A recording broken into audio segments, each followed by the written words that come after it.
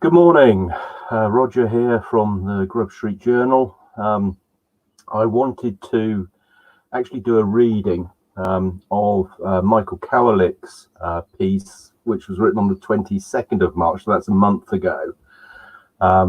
Michael is a philosopher based in Australia that writes a blog called Cultural Analysis, and he and I had a correspondence last year actually about a graph that appeared on the Real World Economics blog, on which people like Lars Sill, the sort of renegade Swedish economist, posts quite a lot on there.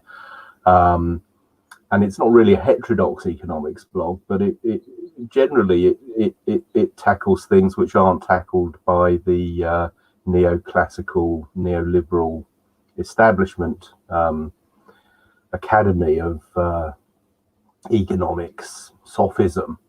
Now, what happened was a graph was posted there about climate change, which I pointed out had an exaggerated scaling on the axis, which misrepresented really the alleged problem. And the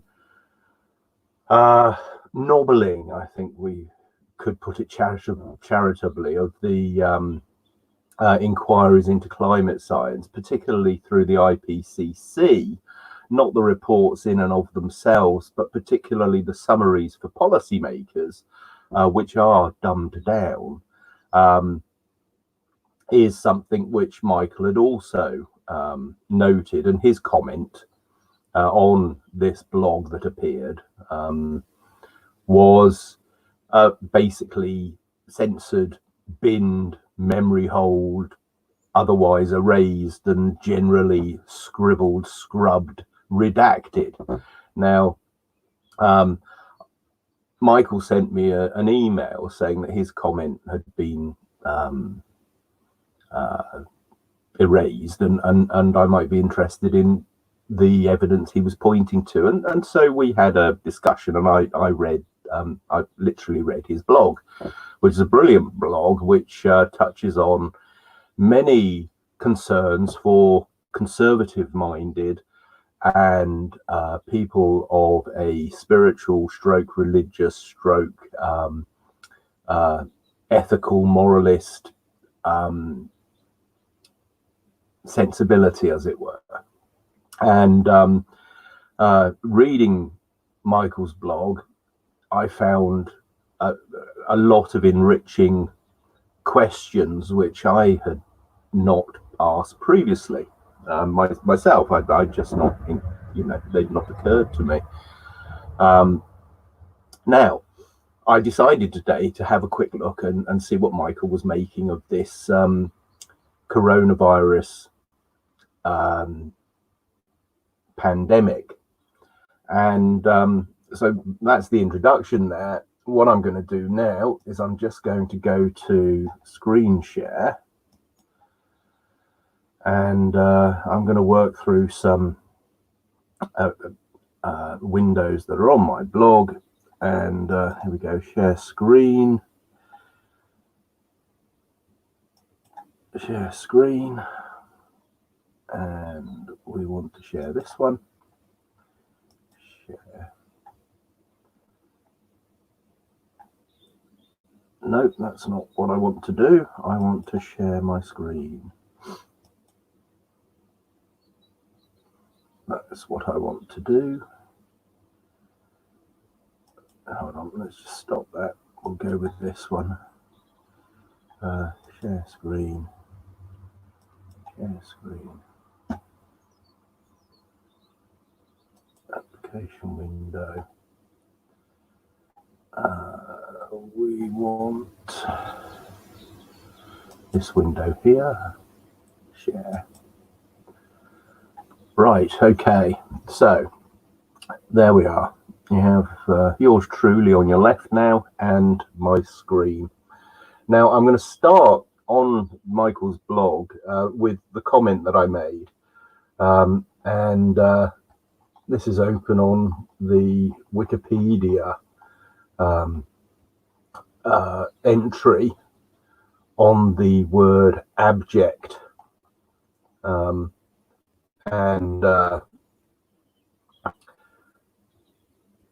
it's from the Middle English abiect, outcast or wretched, from the Latin abiectus, past participle of apicio, to throw away, cast off, or to reject, from ab, away, iacio, to throw.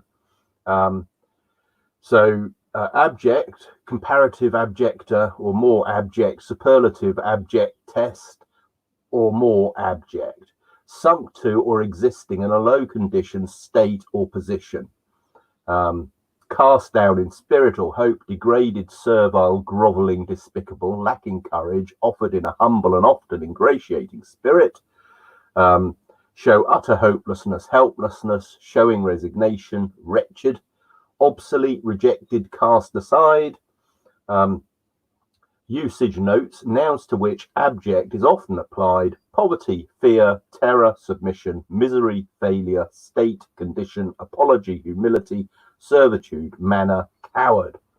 Synonyms: beggarly, contemptible, cringing, degraded, groveling, ignoble, mean, mean-spirited, slavish, vile, and worthless. So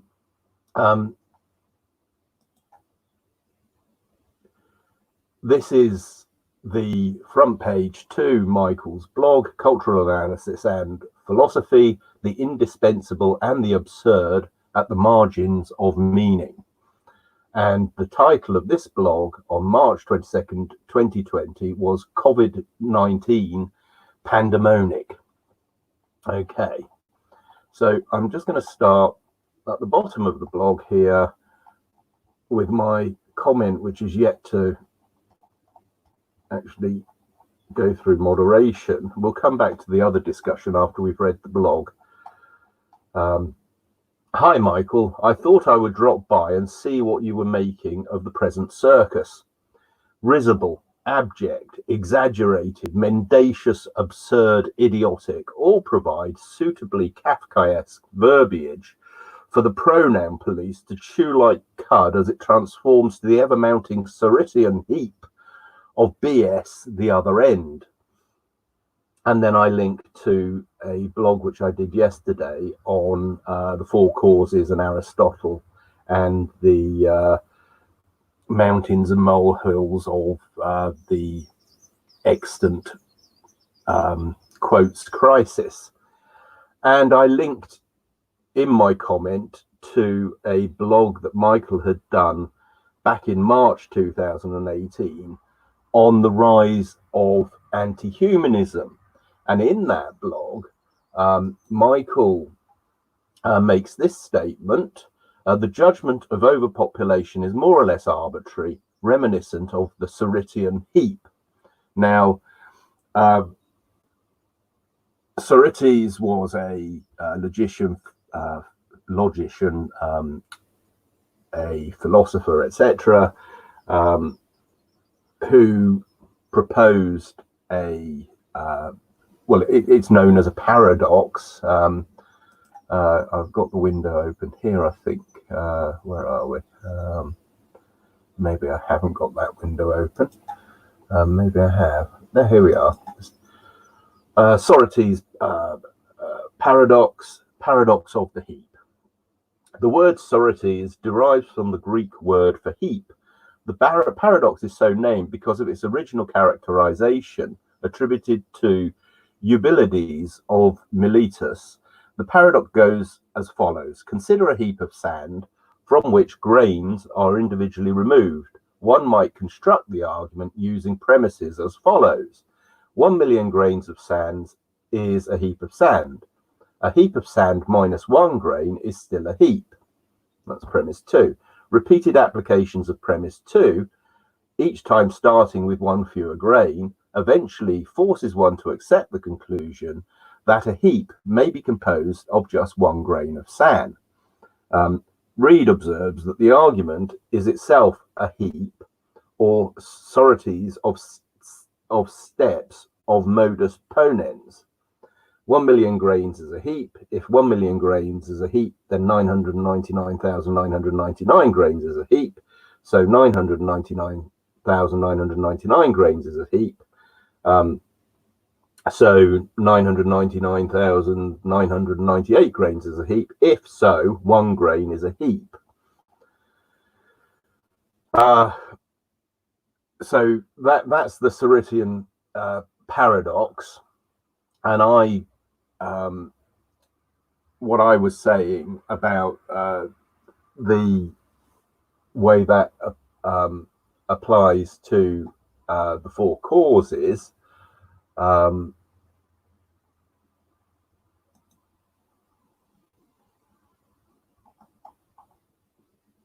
which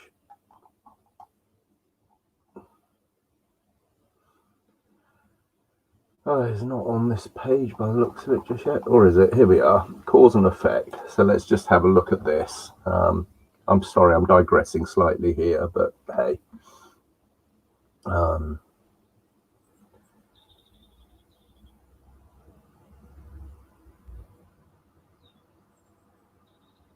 Right, here we go.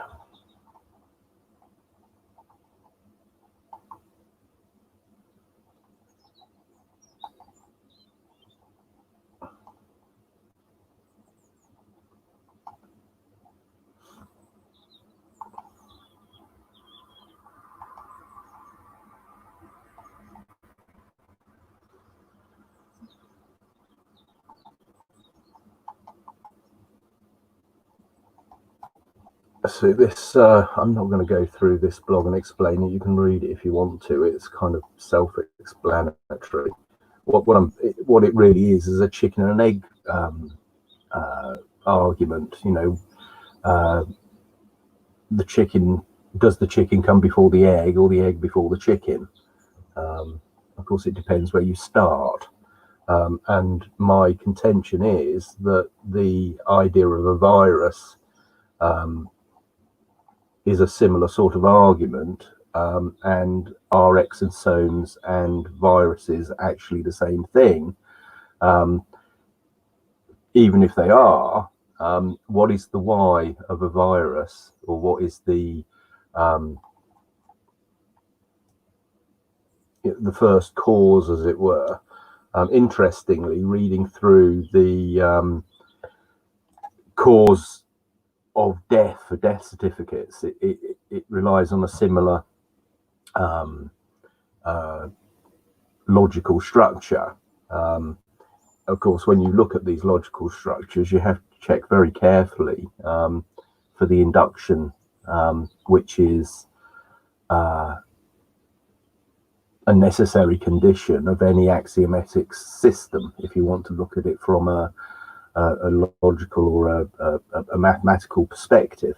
So that's really what I'm getting at here. And what were we looking for? We were looking for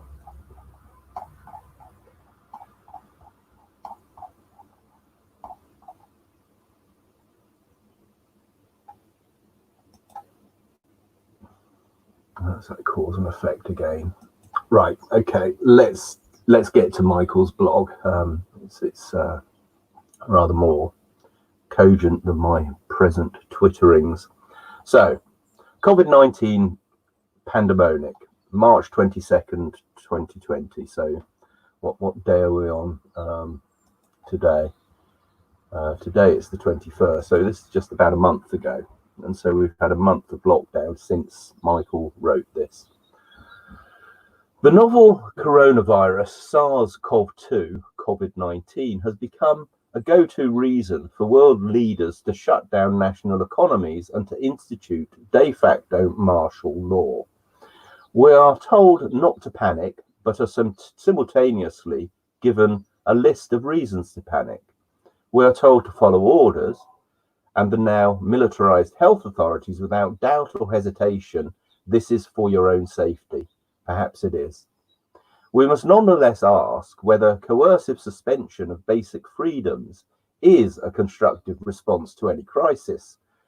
Would we know we are in the midst of an extraordinarily lethal pandemic, if this virus were not given a name, if we were not bombarded with daily updates of infection and fertility statistics, or if the celebrities did not insist on advertising their alleged infection status. Coronaviruses are among the most common and consequently the most studied viruses on Earth. They cause the common cold. Coronaviruses can also cause pneumonia, which is by far the most common final cause of death associated with respiratory infections. Another common cause of pneumonia is influenza.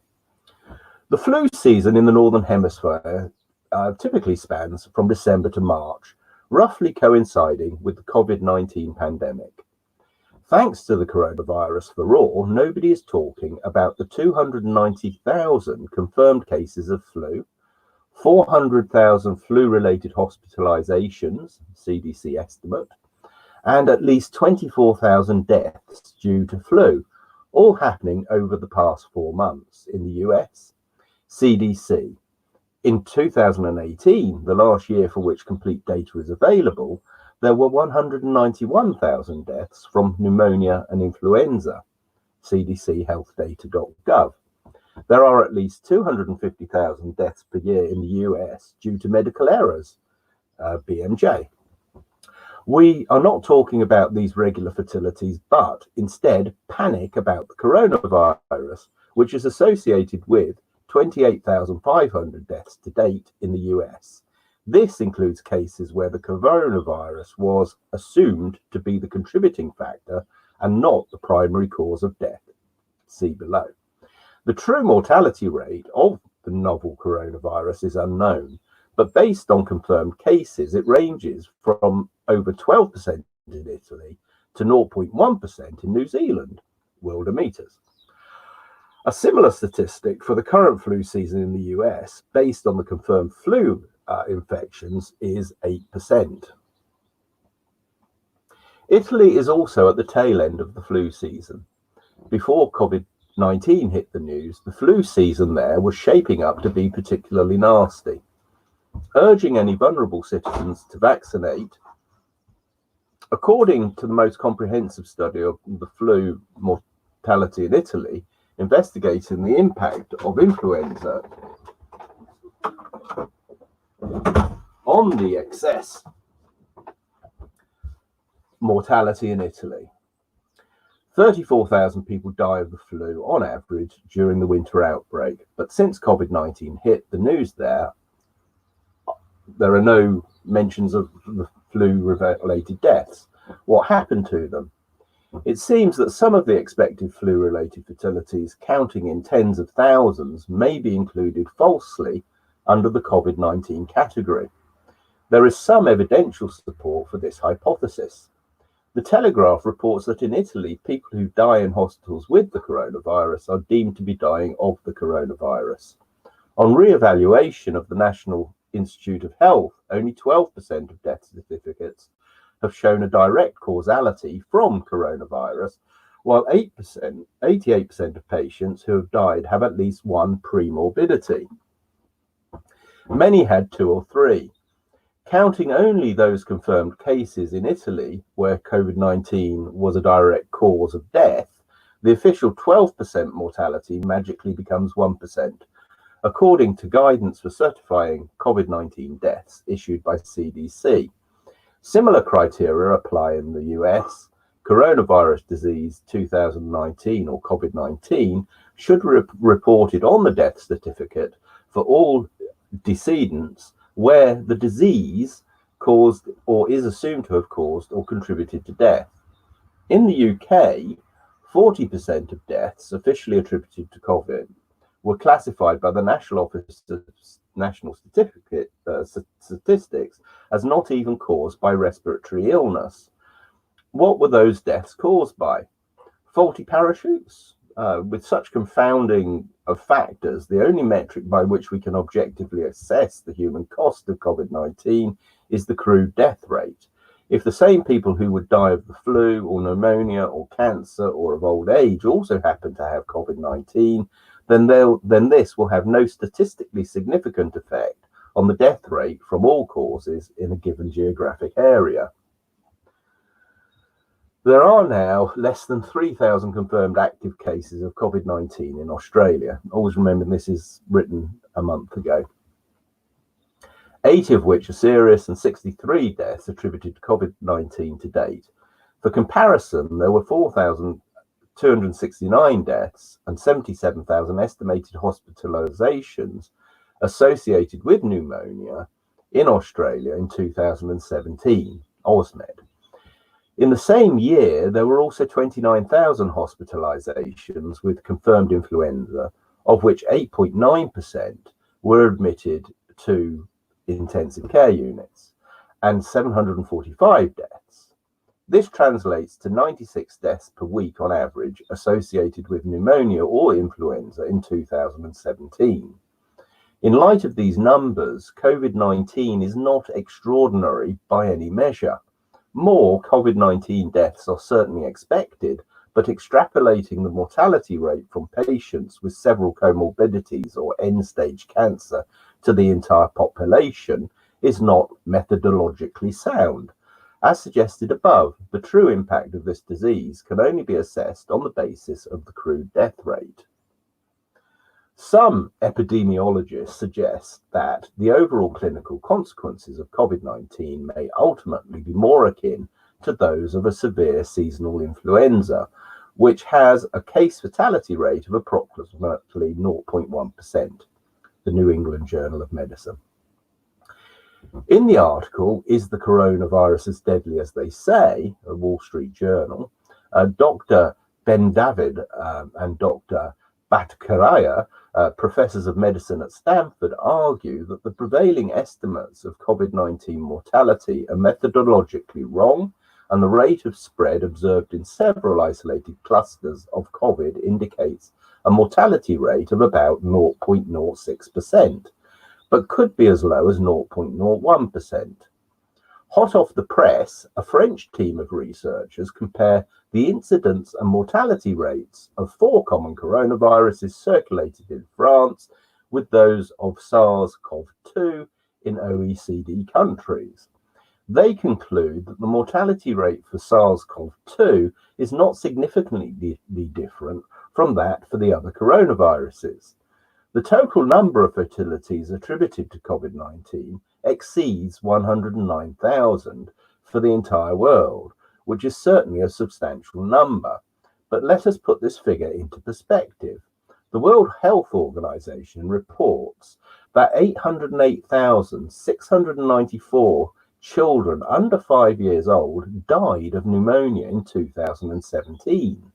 920,136 in 2015, but no pandemic was declared. The same source declares that up to 650,000 people die annually from seasonal flu-related diseases, but no flu pandemic is declared every flu season. Globally, 5 to 10% of adults and 20 to 30% of children get the flu each year, and 3 to 5 million of these cases are severe, according to the World Health Organization. The top killer is not even a virus, but malnutrition. Around 9 million people die of hunger and hunger-related diseases every year, including 3.1 million children under the age of 5. Every 10 seconds, a child dies from hunger. That's 15,000 child deaths per day. The coronavirus-inspired defenders of human life seem to have their priorities all mixed up. And ain't that the bloody truth? Australian politicians are publicly announcing plans for makeshift morgues, while there are only 50 deaths loosely associated with COVID-19 to date. This strikes me as an obvious attempt to terrorize people. The idea that pandemic panic can be falsely instigated is not unprecedented. This is a well-documented accusation leveled at the so-called swine flu pandemic, pinned squarely on the revolving doors between the pharmaceutical industry and the World Health Organization. And there are 3 links there, which I haven't clicked on the links, and I won't do that in this reading. but the link will be in the description and you can look at them at your own leisure. In any case, the administrative reaction seems to be inexplicable in light of other common viruses that we take for granted and make little fuss about. It is doubtful whether a partial shutdown of the economy and the suspension of basic civil and political rights is a sound strategy for protecting the vulnerable from harm. Benevolent motivation is especially doubtful, given that research suggests that COVID-19 is likely to burn out with the coming summer, just like other common colds and the flu. Will the world leaders try to take credit for this highly likely natural contingency? Well, I think we all know the answers to that one, don't we? Right. We're already witnessing the first economic consequences of the lockdown to save us from harm. Massive layoffs, 22 million unemployed in the United States alone. This controlled demolition of the productive end of the economy will surely cause economic depression of unprecedented magnitude and an explosion in public debt for future generations to bear. The premise that human lives are more important than the economy is a straw man based on the assumption that COVID-19 is more harmful to human lives than mandatory social isolation. Confinement to home and the coercive shutdown of whole sectors of the economy. We know that GDP is the primary predictor of life expectancy, and those old people who could potentially die of COVID-19 are now much more likely to die of loneliness or of cold in winter. How many suicides will this lockdown result in? How many mental breakdowns? How many other health problems? How will children be developmentally affected by being prohibited from visiting their extended family, from hugging a grandparent, and from playing with other children? Grandpa can't go fishing, even if this is the only enjoyable activity he has left in his life. We no longer have the freedom to go out on a date, to consensually touch one another, or to hold hands. Such calculated, dehumanizing cruelty, combined with an egregious campaign of fear, amounts to state terrorism. The nearly univocal political response to this virus has the appearance of a global coup d'etat. But this was made possible only because many people are willing to trade 200 years of advances in political and civil rights, including the right to public protest, the right to travel, the freedom of assembly, the freedom to consensually touch one another, to peacefully walk side by side, all paid for with the blood of our ancestors for protection. It would be madness to give all of that up just because we are afraid of some germs. It does not matter whether the prospective death toll of a virus would be one person or all of humanity. Some things are not up for negotiation, not for sale, because they are values essential to human agency. The moral choice we are faced with today was recently summed up by a veteran Italian philosopher, Giorgio Agamben. There have been more serious epidemics in the past, but no one ever thought for that reason to declare a state of emergency like the current one, which prevents us even from moving. People have been so habituated to live in conditions of perennial crisis and perennial emergency that they don't seem to notice that their life has been reduced to a purely biological condition and has not only every social and political dimension, but also human and affective. Let's just read that again. People have been so habituated to live in conditions of perennial crisis and perennial emergency that they don't seem to notice that their life has been reduced to a purely biological condition and has not only every human active.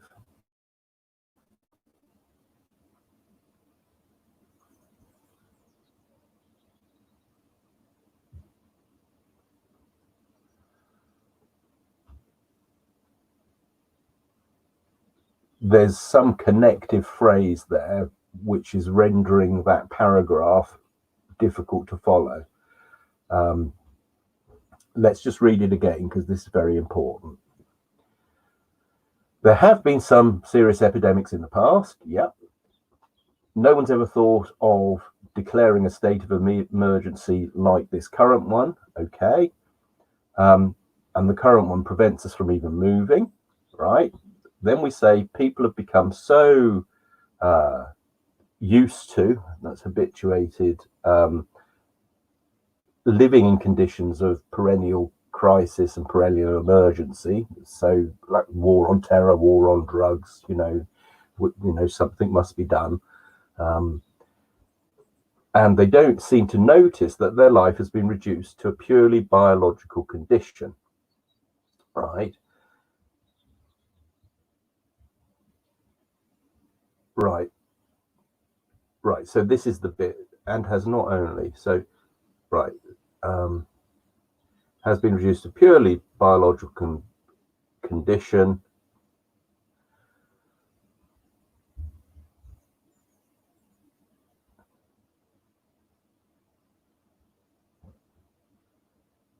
And has lost every social and political dimension, but also human and affective dimension, I think that should say. So this linking sentence here is rendering that hard to follow, but I think we've got it now. A society that lives in a perennial state of emergency cannot be a free society. We in fact live in a society that has sacrificed freedom to so-called reasons of security, and has therefore condemned itself to live in a perennial state of fear and insecurity. Embodied sociality is the essence of human existence. But being with and among others, by being with others and among others, we constitute ourselves as rational agents.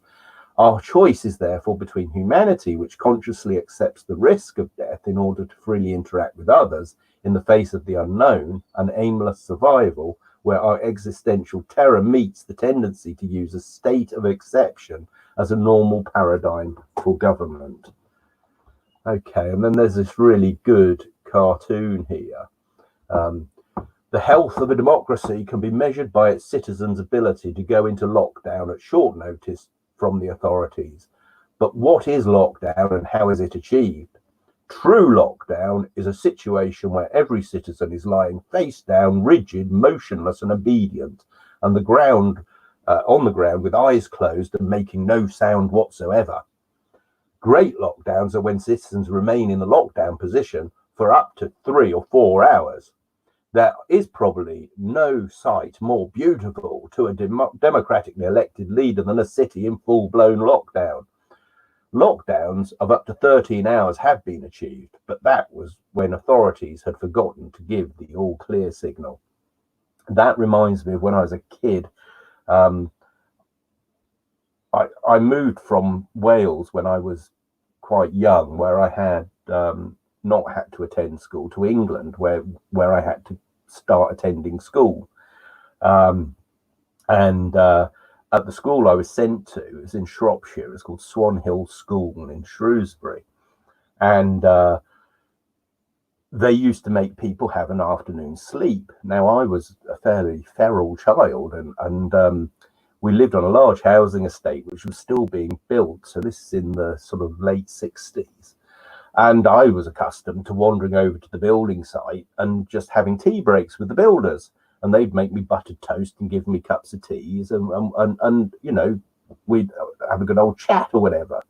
So I was used to spending my break times doing that, not sleeping on mats on the floor, which they made us do every day. And I was completely fed up with this. And so the first day they took me, I kicked the head teacher and ran home, and got into trouble for that. But I got fed up with this lying down business about 3 days in, and I just got up and walked out. I mean, I was probably about 4 at the time, and just went home. I've always had a very good sense of direction and what have you. And so, that to me that was quite a natural thing to do. It seemed to me completely ridiculous to be lying around like this when you could be doing something sensible, like having tea and buttered toast with the builders across the road.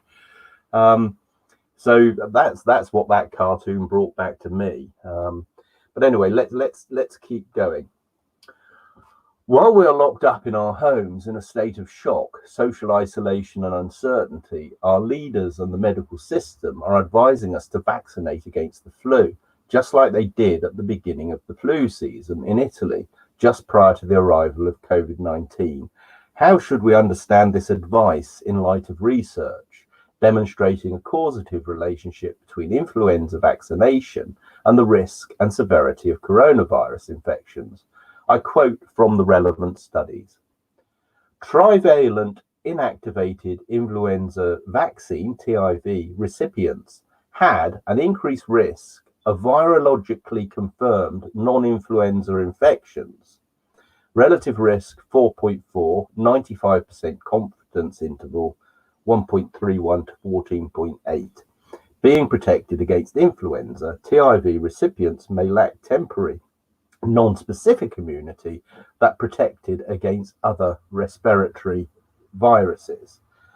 And there's a link here to the paper with that. And then receiving influenza vaccination may increase the risk of other respiratory viruses, a phenomenon known as virus interference. Vaccine-derived virus interference was significantly associated with coronavirus, influenza vaccination, and respiratory virus interference among Department of Defense personnel during the 2017-2018 influenza. Of course, the Department of Defense personnel, typically, if you're in the armed forces, you're pretty fit. Influenza vaccination coverage rates for 29 OECD countries are associated significantly with recently observed SARS-CoV-2 infection rates in these countries. This early result, which merits further investigation, suggests that during the current coronavirus outbreak, an influenza vaccination background might be a relevant factor for SARS-CoV-2 infection. And there's a link to that paper too. And then finally here, influenza can be a contributing factor in death, no less than COVID-19, and perhaps flu vaccination is more effective at extending lives than our adaptive immunity to other respiratory viruses. But if they truly believe that COVID-19 is indeed the greatest health crisis that humanity has faced in the last 100 years, then their medical advice seems to contradict that belief. On the other hand, some coronavirus vaccine pundits also advocate for population reduction and bankroll some dystopian autonomy-erasing technology projects, ID 2020. Dare Bioscience. If these people tried to make the COVID-19 vaccine mandatory, would you trust them with your life? Would you? Would you really? That's very interesting. If your answer to that is yes, get off your knees and grow a pair and grow a backbone, for fuck's sake. But wait, there's more. Apple and Google partner to empower us with new tracking technology. Well, that's from Michael Koenig, who is a mind, or has a mind, which I respect deeply. And he doesn't make statements such as these lightly.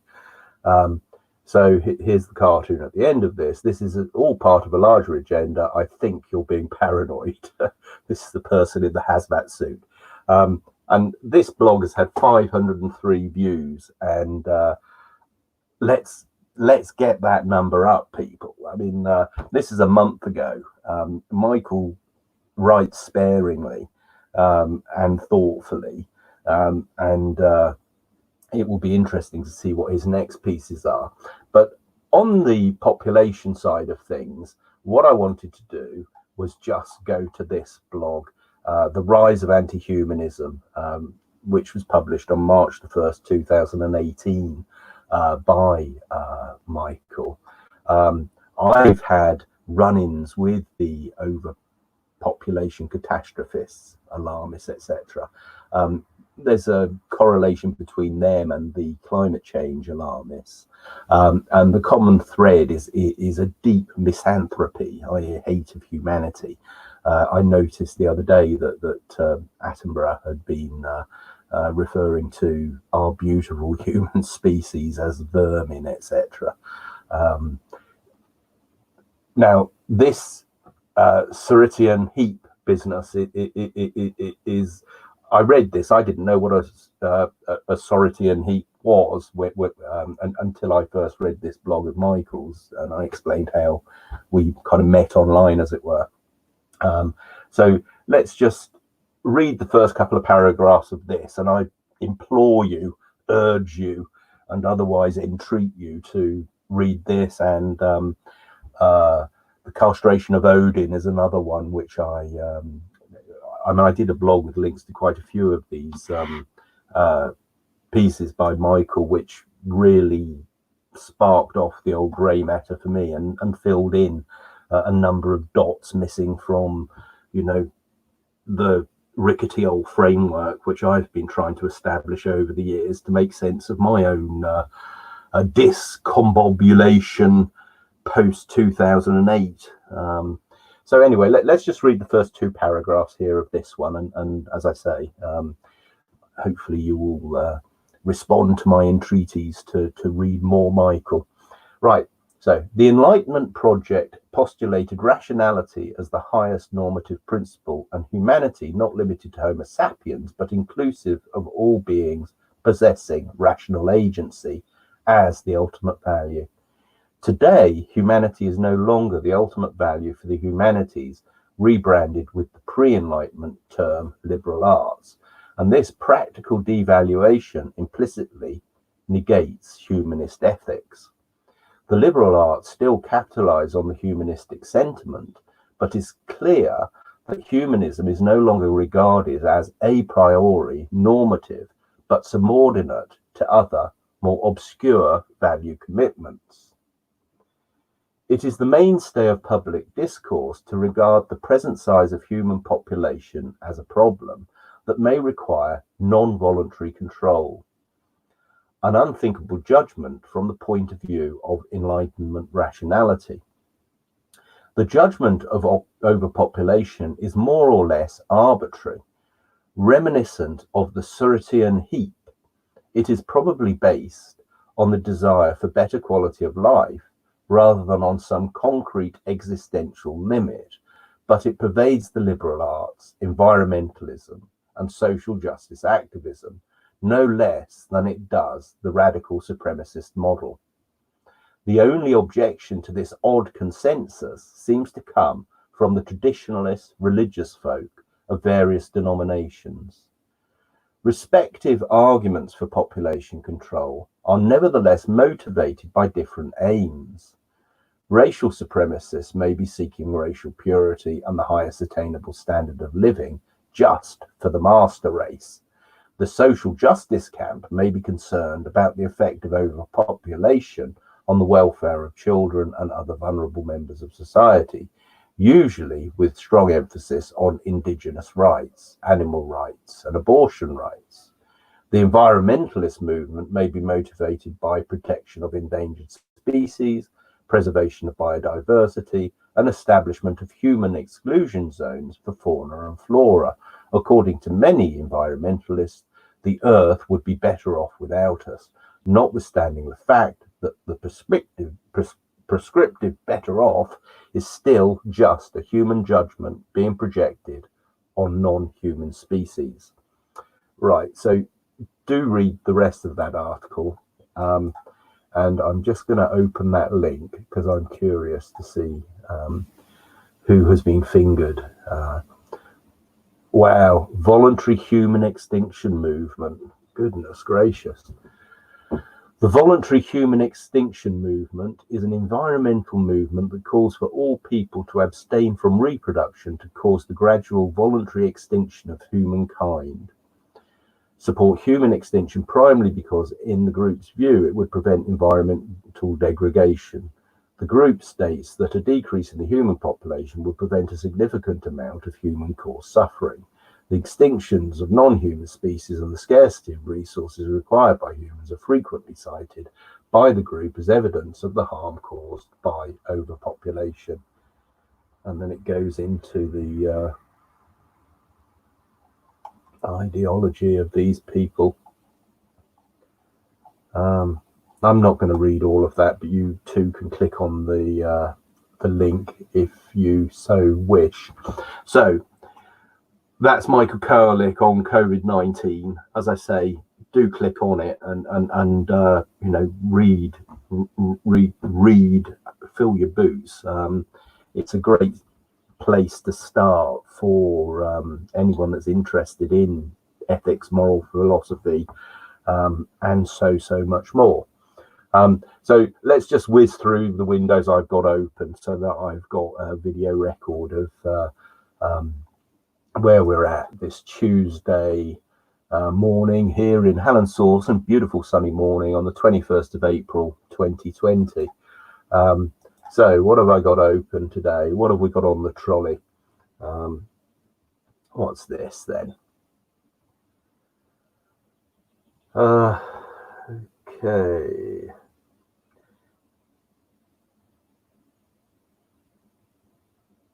Right, okay, this was a paper about Daniel Defoe in the pillory and the resurrection of the versifying self.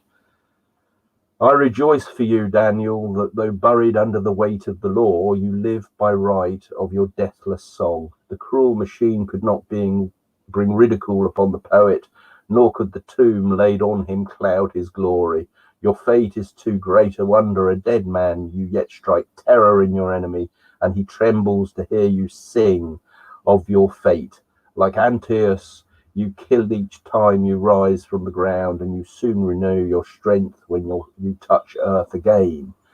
I was reading the other day Defoe's diary of the plague in London. Here we go. Daniel Defoe, an elegy on the author of The True-Born Englishman, with an essay on the late storm in satire. Fantasy and Writings on the Supernatural by Daniel Defoe, Volume 1, by W.R. Owens, published in 2003. The quotation is a translation of the opening lines of the Latin poem, which prefaces an elegy. All subsequent references to this poem, an essay, and the storm are to this edition and will be offered in parentheses in text, including line references where appropriate. So that's a translation from the Latin. So what else have we got here? Classic poetry series, Daniel Defoe poems. I think this is just an introduction to the poems, and there aren't any poems here that I recall to read. Of course, Daniel Defoe is not known as a poet. Introduction to the True-Born Englishman. Let's read this. Speak, satire, for there's none can tell like thee, whether 'tis folly, pride, or knavery, that makes this discontented land appear less happy now in times of peace than war. Why civil feuds disturb the nation more than all our bloody wars have done before. Fools out of favour grudge at knaves in place, and men are always honest in disgrace. The court preferments make men knaves in course, but they which would be in them would be worse. 'Tis not at foreigners that we repine. Would foreigners their perquisites resign? The grand contentions plainly to be seen, to get some men put out and some put in. For this our senators make long harangues, and florid members wet their polished tongues. Statesmen are always sick of one disease, and a good pension gives them present ease. That's the specific makes them all content with any king and any government. Good patriots at court abuses rail, and all the nation's grievances bewail. But when the sovereign's balsam's once applied, the zealot never fails to change his side. And when we must the golden key resign, the railing spirit comes about again. Who shall this bubbled nation disabuse, while they their own felicities refuse? Who the wars have made such mighty pother, and now are falling out with one another? With needless fears the jealous nation fill, and always have been saved against their will. Who 50 million sterling have dispersed, to be with peace and too much plenty cursed. Who their old monarch eagerly undo, and yet uneasily obey the new. Search, satire, search. The poison strong, the antidote's too weak.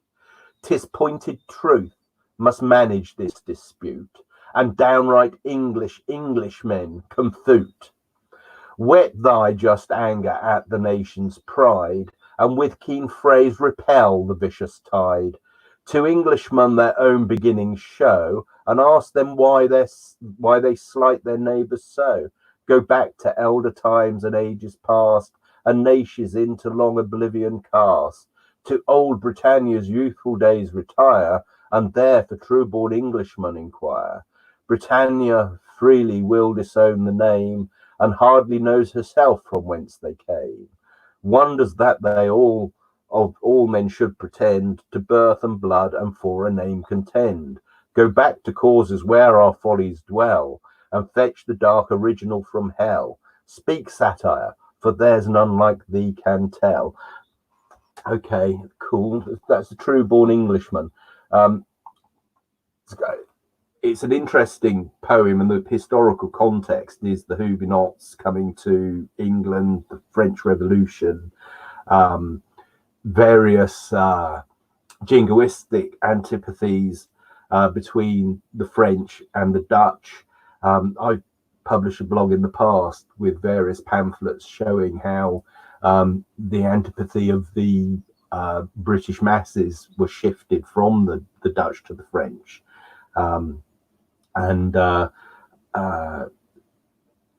These are the crucible of the growth of public learning and autodidactic scholarship, but particularly of the transfer of knowledge by public meetings, where those that could read would read pamphlets out in kind of not reading groups. This is how the work of people like Thomas Paine and his famous pamphlet Common Sense were used to inoculate the minds of Americans against the propaganda of the divine rights of kings and so forth. So that's the context of that poem. I'm a Welshman, and it's said about Welshmen that we're Irishmen that can't swim. With the Irish, now there's an island suffering an identity crisis. I urge you to look at the Last Druid documentary on my BitChute channel, which talks also about Pelagius, about the historical connections of Ireland to the Holy Land and so forth. But anyway, that's that. So there was a poem at the end of that, which I hadn't read because I thought it was just the introduction. So anyway, that's cool that's there. I'll put the link in the description. What else do we have? The World on the Street, broadside entitled A Dialogue Between the Pillory and Daniel Defoe. This fictional dialogue begins with the Pillard saying, "Awake, thou busy dreamer, and arise, shake off thy willing slumber from thine eyes." Defoe replies, "Hail, dread tribunal, reverend machine of awful fizz and formidable mane. No publication details are on the sheet."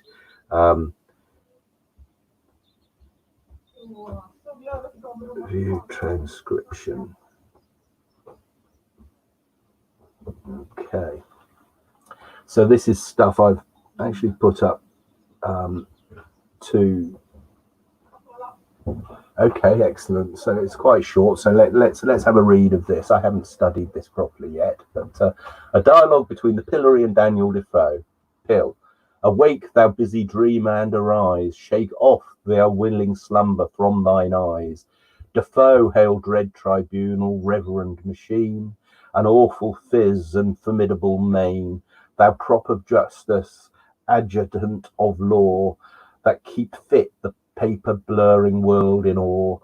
But why this early visit made to me? Must I again ascend thy fatal tree?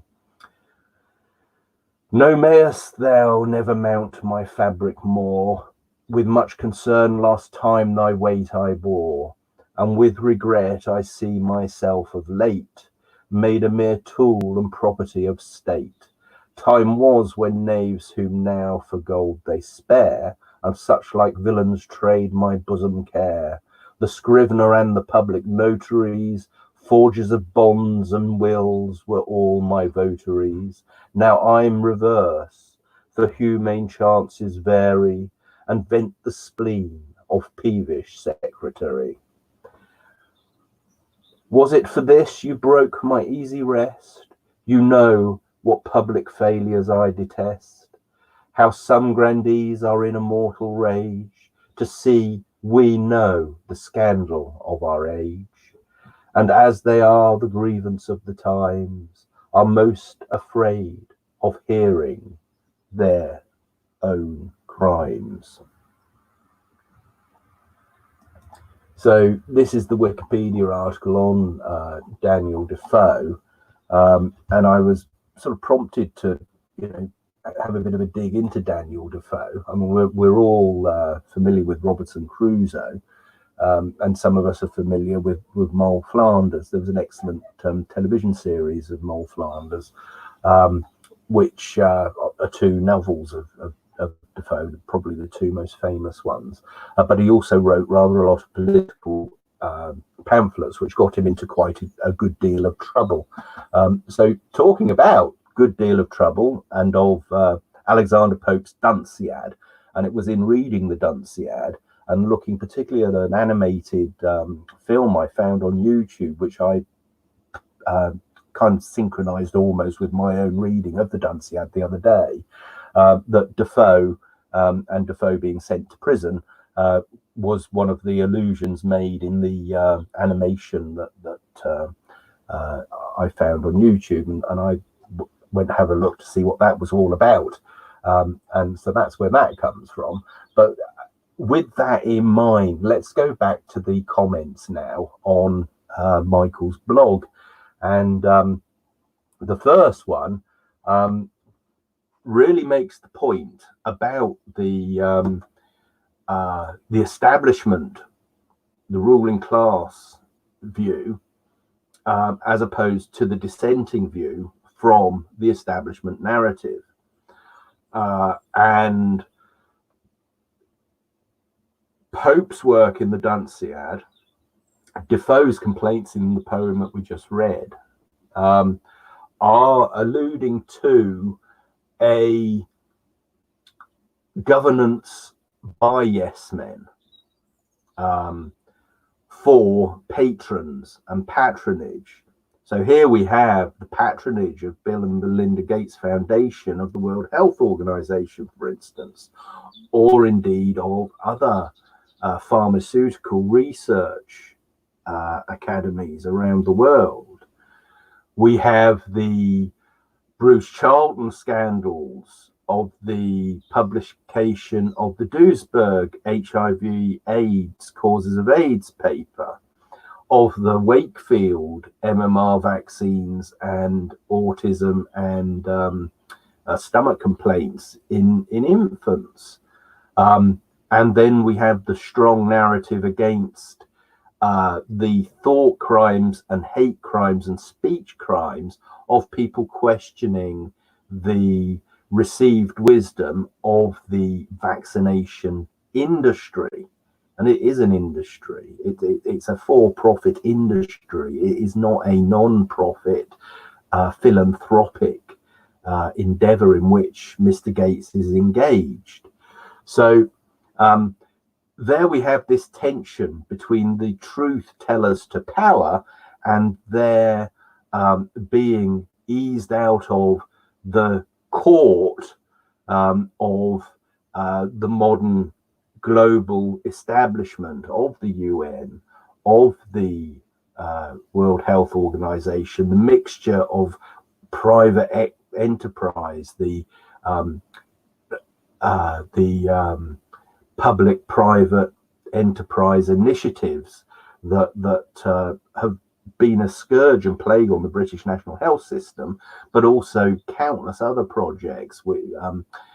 A case in point at the moment would be the high-speed rail link, where an inordinate number of people on that project are earning several £100,000 a year for continuing to go over and over budget, and later with delivering a project that really isn't required, and where those resources could be applied to much better benefit in terms of actual efficacy to the people it's supposed to benefit, where of course it's not the efficacy to the receivers, it's the efficacy to the people who are gaining the profit from it, and the kudos, the accolade, what in ancient times the laurels would be a classical allusion to, the gongs, the knighthoods, the jolly badges and emblems bestowed upon the great and the good, the brightest and the best by the establishment. In Britain we call them gongs. But anyway, so one such, if we read this comment, I apologize to Paolo Gordian. I find myself poisoning the well. However, with all due respect, while I usually appreciate your thoughtful and provocative writing, you should be ashamed of this piece because it shows a degree of ignorance, as in not understanding or being aware of the facts, not only of the situation, but of the impact of people like you playing things down. Instead of being philosophical about it, please read the two Medium articles by Thomas Pleo, and then there are links to those, so do go and have a look, and help to educate people of the importance of distancing and the measures we can all take and that our governance should take. All of your arguments are based on statistic information about percentages infected, mortality, and so on, which completely fails to account for the dynamics of the expansion of the virus, the availability of hospital beds, and other factors that depend critically on how rapidly we can respond to this in an aggressive fashion. If your answer is, well, we just don't know exact numbers, then do us all a favour, and for this one time, keep your interesting thoughts to yourself and help save some lives, or at least balance your conspiracy theories with a clear articulation of the theories coming from the other camp. Here is something more interesting I'd like to hear your thoughts on. What does this experience say about unfettered capitalism? If the doomsday scenarios are even partly right, and we have to shut down massive parts of the economy, either because we did not act quickly enough or because of the quick reaction, what happens in a country that has virtually no social safety net for a vast majority of the population? How will a $1 trillion package, a large part of which is now being aimed at tax breaks for large corporations, help the low-income people in this country? And then Michael responds to Paolo, the argument from dynamics of the coronavirus may be squarely refuted by the real-time comparison with the flu season in the USA. Flu hospitalizations, the rate of infection, and the number of deaths by far exceed the harm caused by corona over the same time. Perhaps Italy is different, or perhaps all those expected flu deaths are recorded as COVID. If you have any current data on this question, I would love to see it. If I am mistaken in any of my claims, then please correct me, but please also cite evidence demonstrating my error. In any case, time will tell. I agree that throwing public money to the top end of town in times like this is a slap on the face. It won't stimulate the economy because it is not incentivizing productive output. This kind of action only gives weight to my suspicions. And do please read on. The comments are intelligent and for the most part civil, and then I sully the thing with my own references to bullshit. But anyway, in time, I hope Michael will put my comment there too.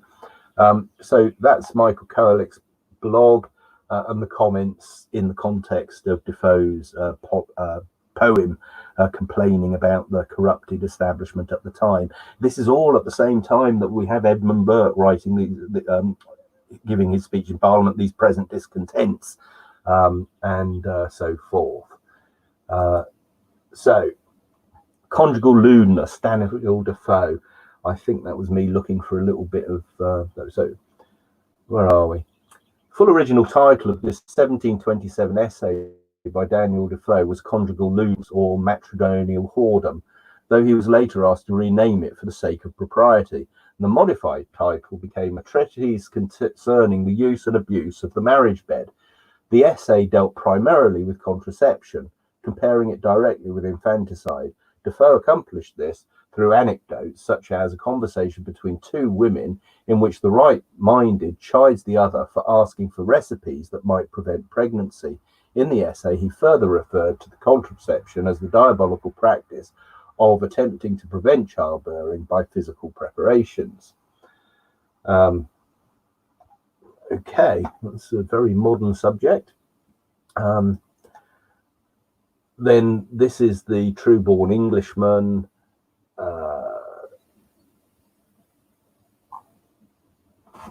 Satirical poem by Daniel Defoe.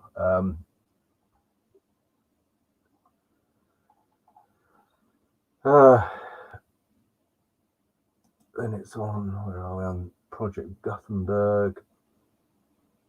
All right, these are all the works of Defoe, which is where I found this, The History of the Plague, which I downloaded, had a read of.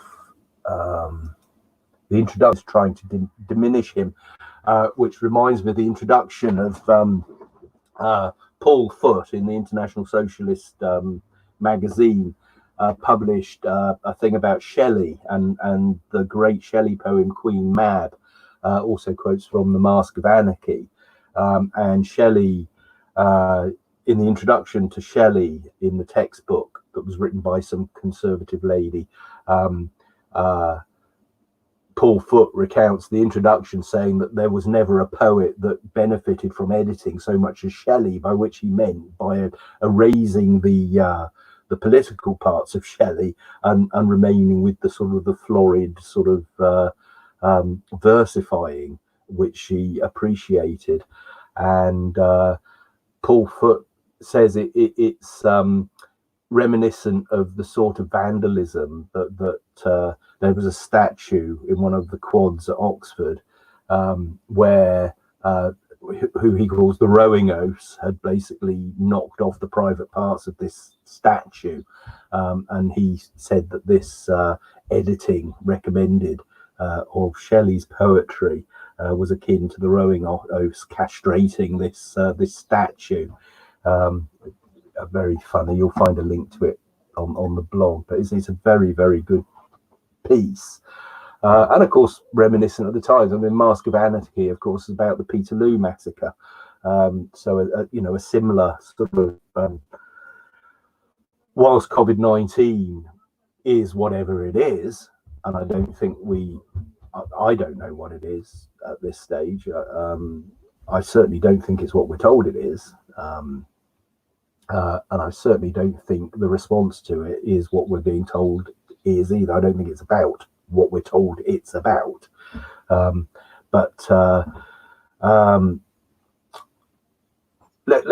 move on. Let's move on. So next on the Internet Archive, what have we here?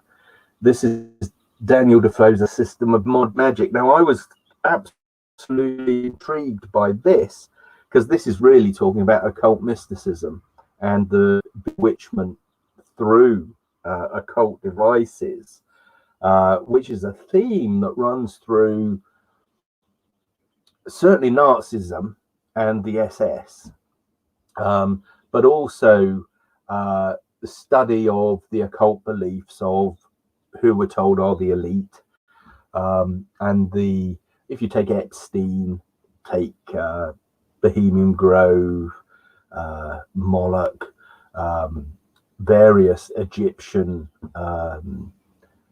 what do they call them, demiurges, and belief systems are not part of an empirical science. Belief systems of the type that support hierarchies are based upon a training and conditioning, a neuro-linguistic programming, if you like, of rational beings accepting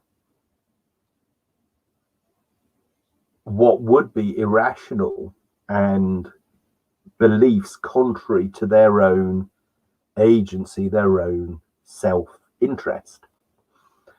And in all of the narratives that we see at the moment, there have been a number of films on the BBC regarding free will versus determinism. And this gets back to the humanism point, etc. But these themes are also found in Aldous Huxley. There's a late 50s interview with him, which I've done a blog about. It has this transcript.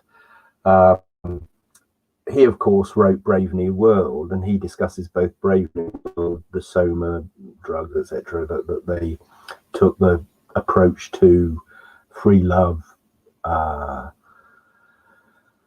so forth, and then contrast it with Orwell's 1984. It's a very interesting interview, but underlying it is a pretty disturbing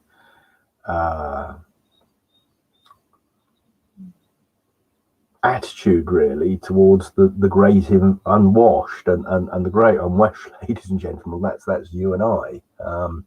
So anyway, this was the Foe's System of Magic, which I haven't read yet. I've dipped into it, but I was fascinated to see that he had written it at that time, and attributing, trying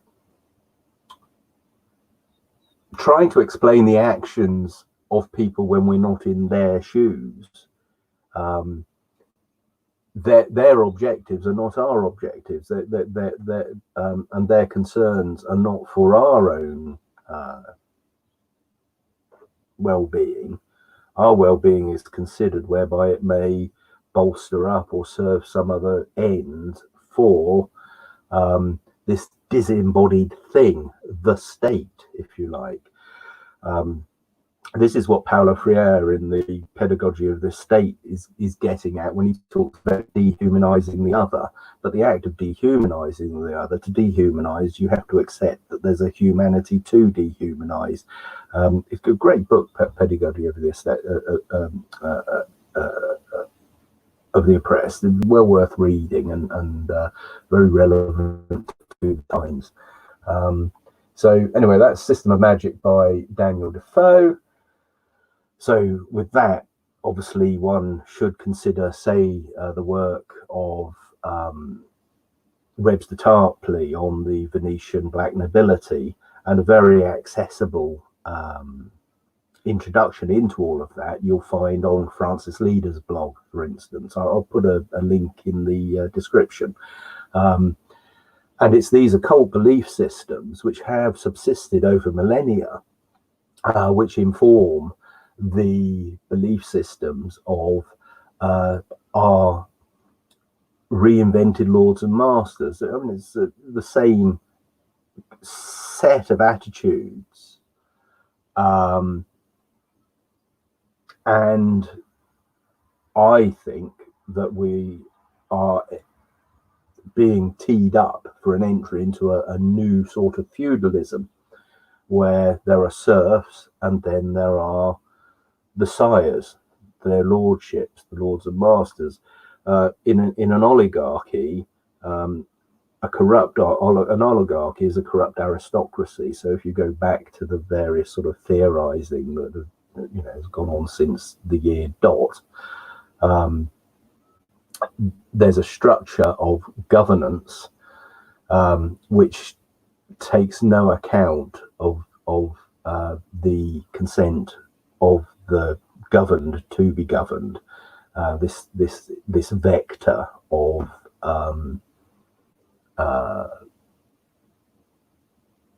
permission, if you like. The governors can only govern with the permission of the governed, the consent of the governed. That is what the American Constitution says. That's what Jefferson says. But it's not what is currently found in the application of the American Constitution or other constitutions, the unwritten or so-called unwritten British Constitution, etc. And these are the things that Michael is referring to. These 200 years of advances in the participation in a larger process, where, yes, the weightings of those powers are things that can be discussed and have been discussed, and the accommodation that has been arrived at is being, without further consultation, thoroughly overturned at present. And this is a concern. It's what is known in conservative circles as liberty. In libertarian circles, it's known as liberty. It's also known in authoritarian services as liberty. It's just in authoritarian circles, they don't think liberty is a good idea. And you and I cannot be trusted with liberty because we will misuse it because we don't understand. That's what's happened in terms of the it's a Peter Pan approach, you know, where people never are allowed adult responsibilities or trusted with them. And that's why the cartoon in Michael's blog of the, you know, lockdowns of people sleeping down, you know, that idea that, you know, everybody has to have an enforced state siesta, which I've been rebelling at such ideas since I was 4 years old. You know, I think other people found that fitted in with the regimen that they were used to at home. It wasn't how things were done in, you know, the household I grew up in. So anyway, let's just see where we are. That's System of Magic. Right, this is inbox, etc. All right, this is David Malone's Wikipedia page, and David is appearing in the new produced by Universal Pictures or distributed by them. We Need to Talk About AI, and I did a blog about that with a link to the trailer. It's available for streaming at a cost. It's on this here. This is a New Zealand-based channel. You can see you can watch it for the grand price of £4.49, directed by Leanne Pooley, who's a famous New Zealand director. Another New Zealander who's a particular favourite of mine is Andrew Niccol, who has credits on The Truman Show, produced films such as Gattaca, but actually two of his films in particular, In Time, in which Justin Timberlake stars, a dystopian vision of the future, which includes a time stamp, an embedded digital payment register or payment ledger, and when you run out of time, you drop dead. Now, I'm getting quite a lot of prescience from that Niccol film. Another one he did is one called S1MOE, Simone, with Al Pacino in it. Again, I'm fond of that film. But then his most recent one is Anon, and Anon is about retinal scanning and identity type things, but also the state having a database of all the information that comes through the retinal scanner, and about hacking such things. And again, very prescient for the current time, even though it's a much more recent movie. Currently in production is his movie Monopoly, and I can't wait for that to come out to see, you know, what what he's making things about. He's another New Zealand director. The other guy is Lords of Rings guy, isn't it? But anyway, Andrew Niccol, Leanne Pooley, David Malone actually did lots of interviewing for that film, but I was pleased to see it actually appears in it. And I did a blog yesterday talking about Dangerous Knowledge, which is one of David's films, which is one of my favourites. So moving on, what have we got here? This is another video entitled "We Need to Talk About AI" by futurist Gerd Leonhard. That's open for me to watch later. I haven't watched it yet. This is a comic essay on "We Need to Talk About," which I started reading, but didn't get to the end of because I was busy doing other things. This is my blog traffic. So here's the one I did on the cause and effect Aristotle. And I'm just going to close the video with two things. One, this quote from Zbigniew Brzezinski: shortly the public will be unable to reason or think for themselves. They'll only be able to parrot the information they've been given on the previous night's news. Well, you can make of that what you will.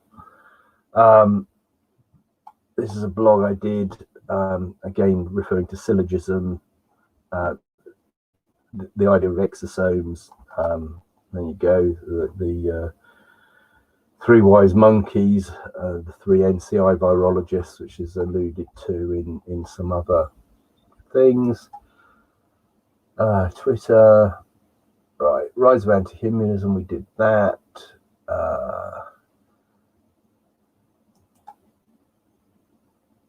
That's the anti-humanism blog. Then what else we got? Aristotle again.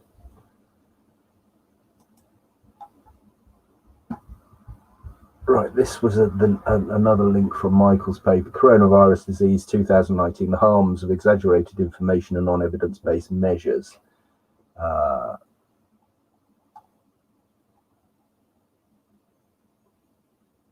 Okay. Right, then what else have we got? We're getting to where I want to get to now, and then I'm going to wrap up.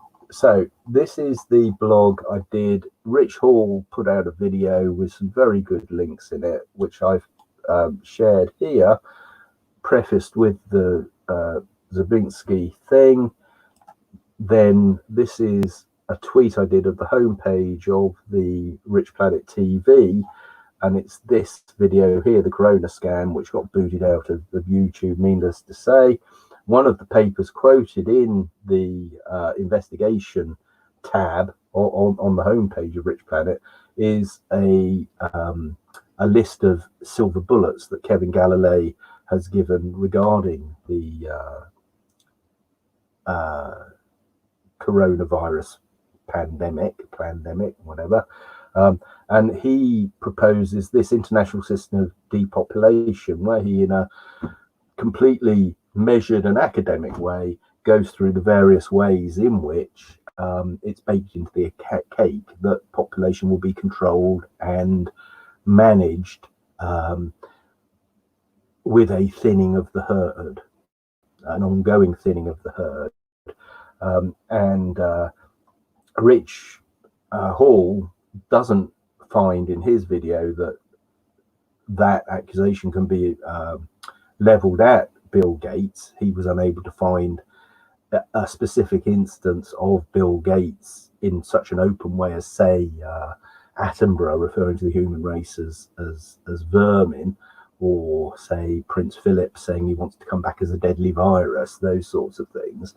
But there's some videos in these other tabs.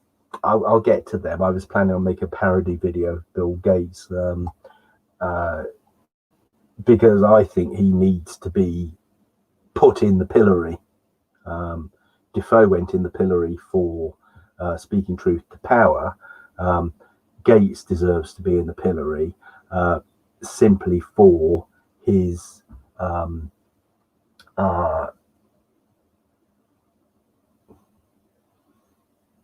mendacity, really, his faux philanthropy, etc. So here's Rich Planet, Novichok anyway, of a type made in Russia. These sorts of linguistic tricks, worth watching. His Joe Cox is worth watching too. But the Corona scam video is there. It's on my BitChute channel too. And there is this paper by Andrew Johnson, which is this one here. And this is well worth reading. It particularizes and brings up to date much of the suspicions which Michael was voicing back on 21st of March. I'll date this. He says in his own introduction that obviously it's an ongoing situation, and so links will be out of date fairly quickly. But he mentions the Kaufman work, etc. So anyway, that's that paper there. The COVID-19 pandemic, an independent investigation.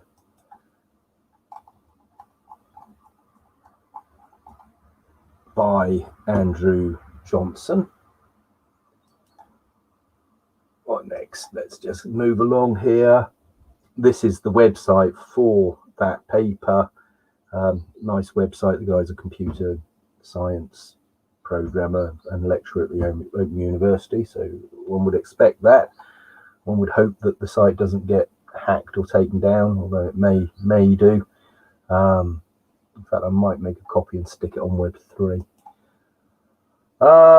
And then these are some linked to videos. Now, if this man is not familiar to you, if this video is not familiar to you, and if this man is not familiar to you, you've accepted at face value what the BBC are telling you, that 5G is harmless, that the vaccination is the only way, and the lockdown should go on for as long as is needed, and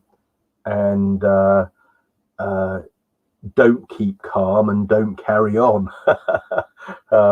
So anyway, like I say, I'll put the link in the description, and again, there's some catching up to do if these guys are unfamiliar. So here we go. Event 201, again, if you haven't come across Event 201, I don't think you've looked very hard. Tedros Adhanom, if you don't know who he is. Anyway, let's go. What's this one now? Here we are. Very good video that was on YouTube, made by this young lady, which I mirrored on my BitChute channel. This is all the film your hospital type stuff. Let's carry on. So these are just some of the videos linked to in those links. Right, so BitChute. This is my BitChute channel. That's not downloaded yet. I thought that was quite funny. Don't fear the creeper. Grope. Very, very good.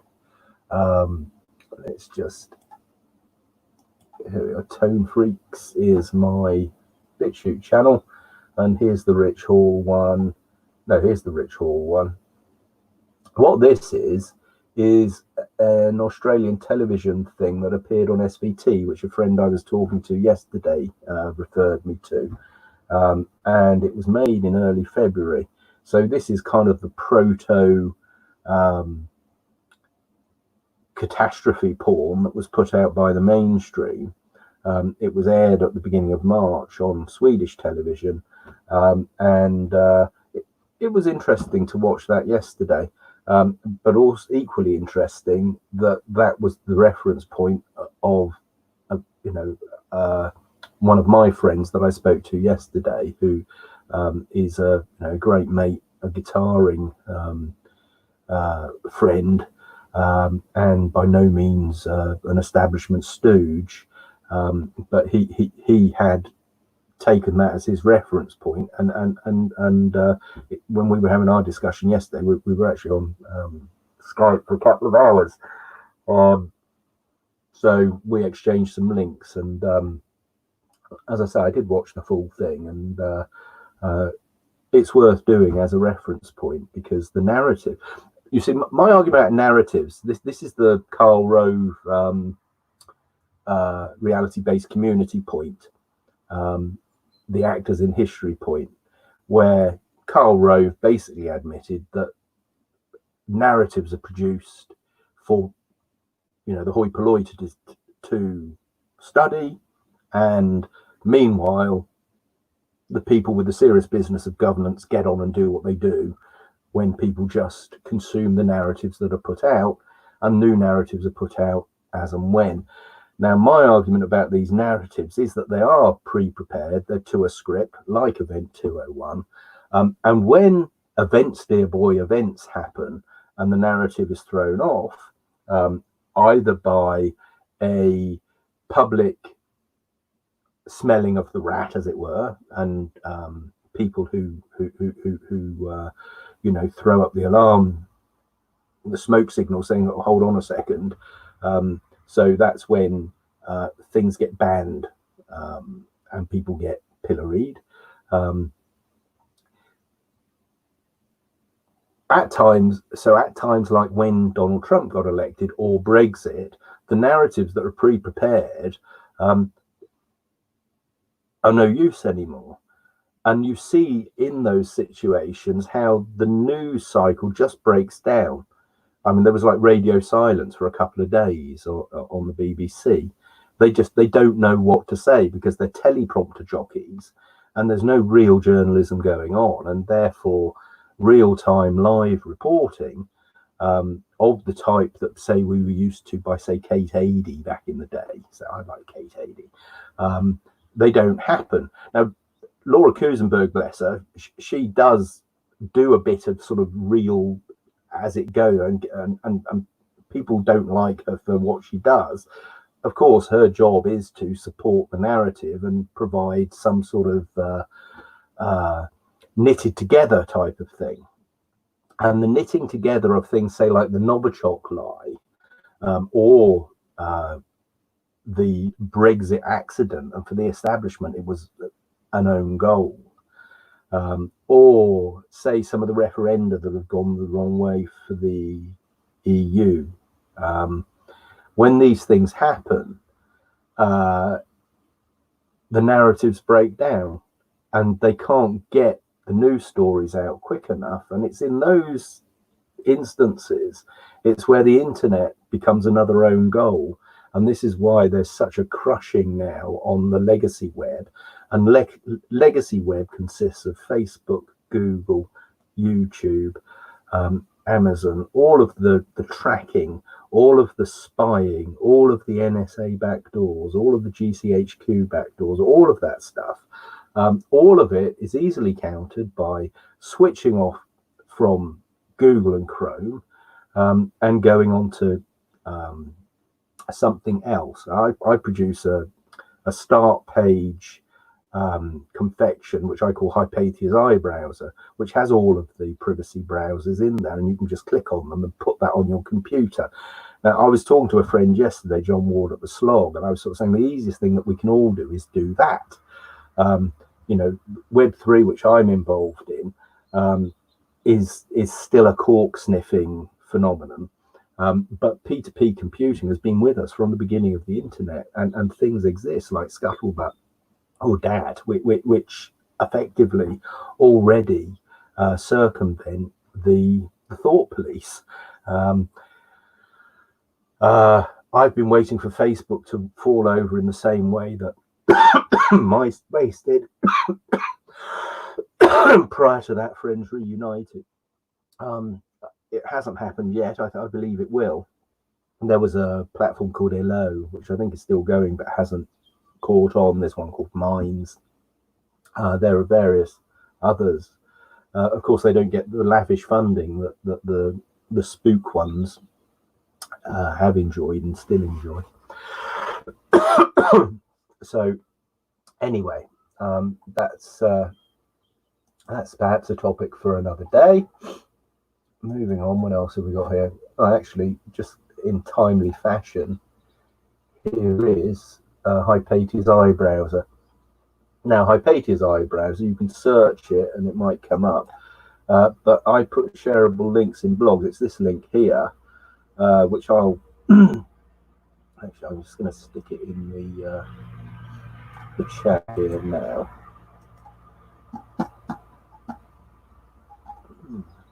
And that might appear in the comments, I don't know. There it is. Right, okay. So that's the link to this. So let's just have a quick review of this, because I was talking to John about this yesterday.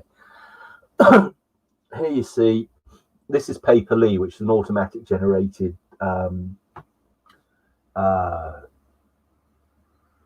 newspaper. This is the free issue, so it's not as well rendered as they are in their paid versions. The trial versions were much better when I had them going. But I have the Grub Street Journal, the COVID Purpose, and the Ethereum Daily. They come out and they tweet automatically on my tweet feed. And it's quite an interesting thing, because it picks up different stories from the preferences that you program in for your own thing. And it gives the way I try to do it is like Patrick Ryan says, what you need to do to fool the censor algorithms is you have to throw up a bunch of views which you don't necessarily agree with, and kind of camouflage your real point. So it's a little bit like mirror writing, or having some sort of secret language, as it were. This is my novel Conquest of Doe, the website for it, which I'm still writing and thinking I'm going to write an epic poem instead. This is the blog, not the Grub Street Journal, which hasn't rendered. Here's the slog. It's a London Conversation, which for some reason I need to put a new link in. And this is Gollum X1V, that's David Malone's blog. It's got the weather, a currency converter. This is the RSS feed for the blogs that I have attached to this site. So comments come up. So like this comment on the slog at the moment, which was made at 7:14 on the 20th of April. So it's yesterday, hasn't actually. Let's just refresh the browser and see what comes up. There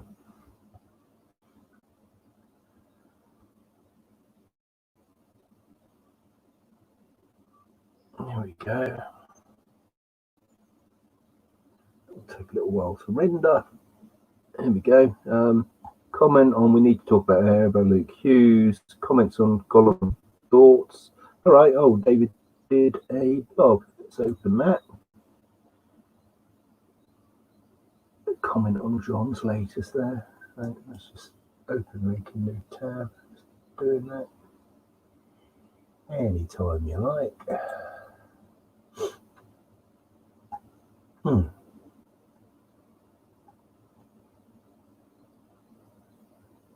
Here it comes. Right, okay. So whilst that's just going around up there, I'm just going to talk through. This is based on Start Page, which is a privacy browser out of Holland. I've had a couple of exchanged emails with their chief executive, etc. I was interested in an enterprise edition, a white label edition, to do something of this type. What you can do is you can change your search engine. So this has got Google custom search, but it's got DuckDuckGo going here, but also Dissenter. So if I click on Dissenter, where are we? Where have I got my browsers now? Here there are a bunch of browsers. So there's Pale Moon, Waterfox, Beaker Browser. Now Beaker Browser is what I call DAT. Beaker Browser is a P2P browser. Very good. Freenet, that's a real pointy head nerdy browser, but Yep, Dissenter. So this is Dissenter, and I've put Dissenter in there as my browser. So if I do a search on Dissenter or a search on DuckDuckGo, or on Bing, Yahoo, or Google, I will get different results. And DuckDuckGo or Dissenter will bring up a hell of a lot more varied information, because the algorithms that are used in the establishment browsers are designed to protect you from thought crime, for which we should all be eternally grateful. So anyway, Vivaldi, I put out a blog, and they never responded to my emails, and it's out of Iceland, that one, and I think they're a bad actor because they've not been nice to me. But your experience may vary, but I'm not happy they're the good guys. The Tor browser is the famous dark web browser. Use it along with the VPN, and that's a good thing to do. Brave browser, same thing. Thunderbird browser, Yandex browser. Right, this is the Ubuntu operating system, free operating system. I'm doing everything on this computer. I've got Ubuntu 18.04 on my old Mac. I've got a special it's got a special starting script, which means that I can run the 64-bit Ubuntu. Older computers, especially Macs up to 2006, start on something called a UEFI 32-bit, and can't usually use a 64-bit operating system, even though the Mac system there was 64-bit. It starts off in 32-bit. Well, I've got a special patch, which I did a blog about it, which you'll find on the blog. And so if you want to convert an old MacBook Pro, which you can buy quite cheap, hot rod it and run a 64-bit Linux, you get a fantastic machine, and works very, very well. I mean, my machine is incredibly powerful, even compared to I just built a gaming machine for my son, which is all up to date and all the rest of it. I am going to actually get him. I'm going to stick a different processor in it, anyway, that's geek stuff. So anyway, here are all the different browsers. This here is BitTubers, which can give you a VPN. Like, for instance, if I click up here now, this is Hypatia's iBrowser within a Chrome window. It's a little bit like, Physician Heal Thyself. The inertia to get away from Chrome, Google, etc. You can isolate yourself from their worst excesses by ticking some of the privacy boxes, etc. But of course, the back door are still there. Weaning ourselves off those things is quite important. You see, I've got Facebook open here and Twitter, both of which are not, they're not benign. They're not good organizations. Yet it's a channel of communication that you can keep open. But what you have to do is put sentries on the gates to them, and you can protect yourself with a VPN and by using a different browser. Yeah, so that's basically it. But if you use Hypatia's iBrowser, you will also get a head start on a bunch of links to a bunch of news sources that you're unlikely to find. Like, for instance, you won't ever get Voltaire network coming up in a search engine. ISGP won't come up. Global Research won't come up. Anti-war certainly won't come up. WikiSpooks, that won't come up. The Duran, possibly it would. Mint Press probably wouldn't. Pravda Press TV, so that's Pravda's Russian, Press TV is Iranian. Russia Today, obviously that's state Russian. Sputnik again. Breitbart, alt-right. The Corbett Report, one of my absolute favourites. Hacker Noon's fantastic. I like Hacker Noon. Is just a brilliant sort of computing magazine online. Cryptome is kind of like the precursor to WikiLeaks. Very good thing. Wayback Machine. All of these things can make your research on the web to get yourself informed, much easier. And they'll throw up flags, especially if you're on Google or Facebook, saying, "Oh, this is a not trusted source," or Snopes, in its infinite wisdom, has said that this is fake news. What's the word? One man's fish is another man's presser. Is all I can say to that. So let's move swiftly along. Got David Icke, Bill Gates, Elon Musk, and Soros. That's the latest Icke interview.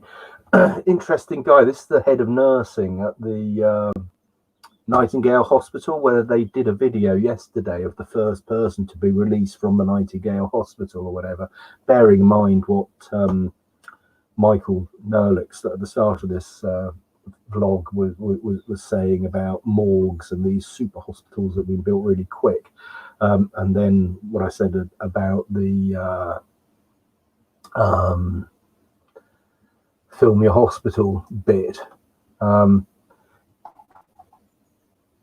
I'm going to do just on the beginning of all of this, I'm just going to go to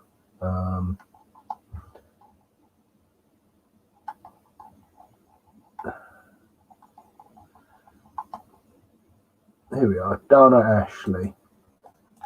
This is on my BitChute channel. Someone made a abridged version of the Dana Ashley video, which looked at... For those of you who haven't questioned this, we all need to understand whose agenda we are dealing with when we are watching mainstream agenda. First of all, there's that unfortunate fact that over 90% of media is now owned by only corporations, including a lot of social media. And most online. It's a great video, that one, worth watching. The longer one is also further down. This is an interesting talk given by Professor Martin Poll about the harmful effects of even non-ionizing radiation. The Human Rainbow is a book that's mentioned actually by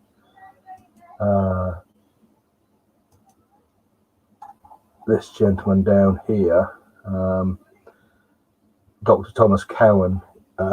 He's the one that was sort of saying the toxicology induced by electromagnetism at certain frequencies is quite possibly a factor in the spread of pandemics that there have been in the past.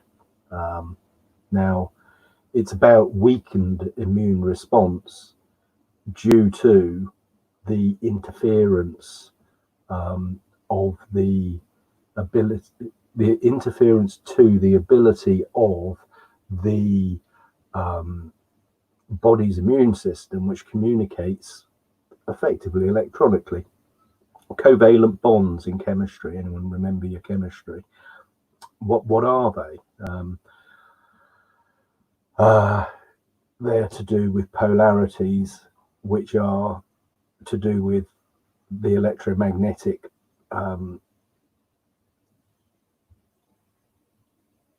attractions and repulsions that go on that affect all matter. It's not even wooey. I mean, it's as science as you can get. And then at the extremes of the field of scientificity, which Michel Foucault calls the episteme, epistemology being the study of knowledge, allowable knowledge within the field of scientificity, not science. The science is settled. the scientism is settled, the catechism of the establishment mandated true facts, acceptable facts, facts which are agreeable to the ears of tyrants. So Michel Foucault on the episteme is an interesting thing to look at. Talking about David Malone, he made a film, a documentary series, along with an Oxford physicist, which is called Why Are We Here? And I wrote an essay about that, and I mentioned Foucault and the episteme in my essay about David's documentary series. But let's just keep going slightly. A bit of fun here.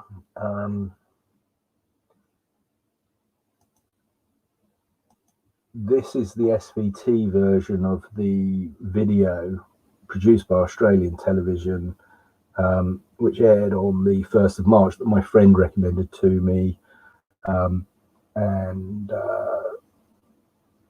that's that. Right, this is the other one that Joseph recommended to me. What I'm going to do is I'm going to play this now, and we'll just watch it together. How long is it? Oh, that's not long.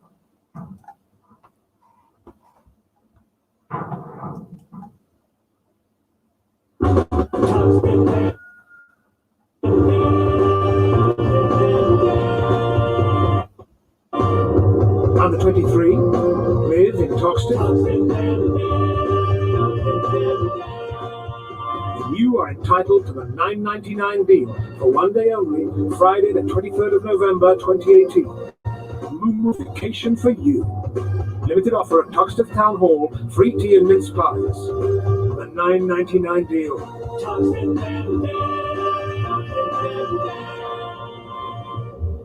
Be there. Bring a friend.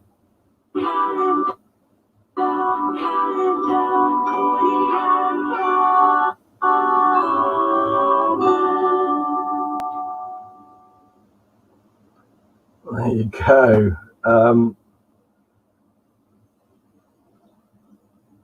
The Undertakers to the Underworld. That's the KLF.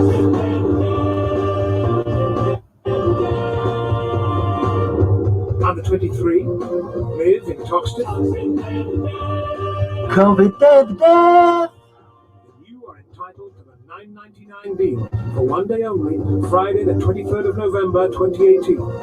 Mummification for you. Limited offer at Toxteth Town Hall, free tea and mince pies. The $9.99 deal. COVID death. Be there. Bring a friend.